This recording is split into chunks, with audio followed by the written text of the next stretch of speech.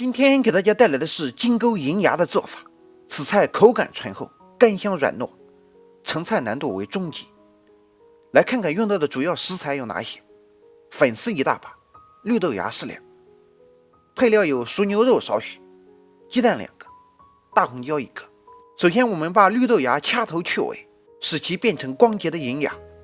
然后我们向锅中加入适量温水，把粉丝下入锅中开煮，待水开后再煮90秒。在这期间，我们把绿豆芽放入锅中稍微烫一下，然后把其放在凉水中浸泡备用。凉水浸泡的目的是为了保持绿豆芽的脆感。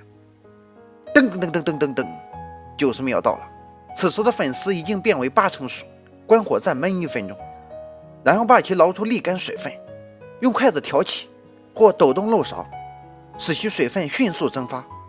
当其摸起来不烫手时，把其倒入祖传大铝盆中开始调味，加入白糖1丢丢解腻增鲜，胡椒粉1丢丢增香，十三香少许增加菜品的复合口感，芝麻油适量，在提供香味的同时，还能够使粉丝在搅拌过程中不粘连。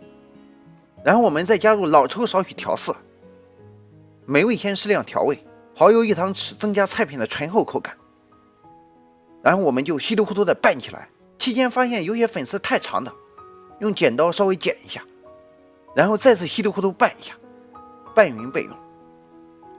我们再来准备辅料，分别把牛肉切成粒，大红椒切成丝，鸡蛋打散备用。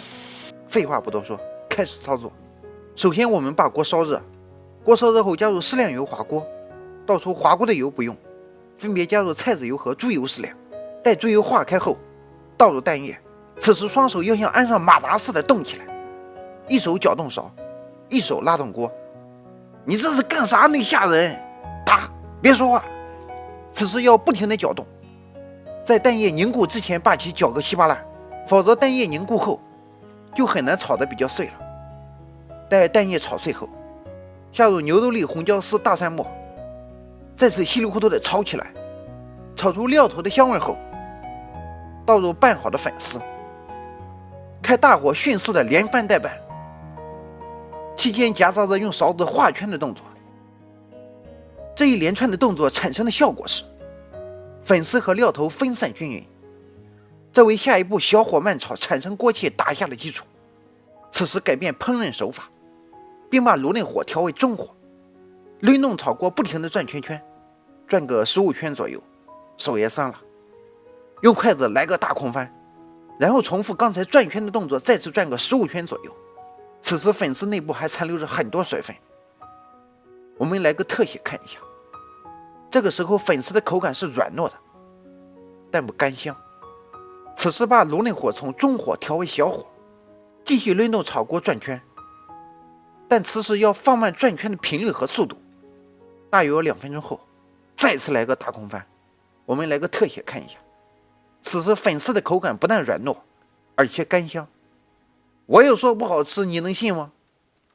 此时下入银芽，把炉内火调大，让粉丝跳动起来，见或夹杂着歪锅的动作，用筷子把粉丝调散，然后加入葱花少许，炒出葱香味后即可出锅，搞定了。一日三餐记得按时吃饭。总结：以前在酒店工作时，这个菜都是让学徒在液化气小灶上操作完成的，因为学徒动作不熟练，翻锅比较慢，竟因此炒出了此菜的锅气。你说气人不？此菜唯一的难点就是对粉丝泡发时间的把握，如果泡过了头，后期炒制时易粘连断裂；如果泡发时间较短，不但炒不透，口感也不好。在酒店操作中，往往都会大批量把粉丝煮好泡发后调味，然后冷凉入冰箱保存，随来随烹，特别方便。注意事项有：一定要把粉丝的水分晾干后再拌料调制，否则水分太多，干香的口感出不来，而且还会降低保存时间。今天的讲解就到这里，喜欢的可以点击关注、转发评论，因为这对于新手期的我真的挺重要。白嫖党能否给个1键3连呢？你想多了吧？既然白嫖还给你3连，我保证看完视频不踩你一脚，行吗？好吧，那谢谢你啊。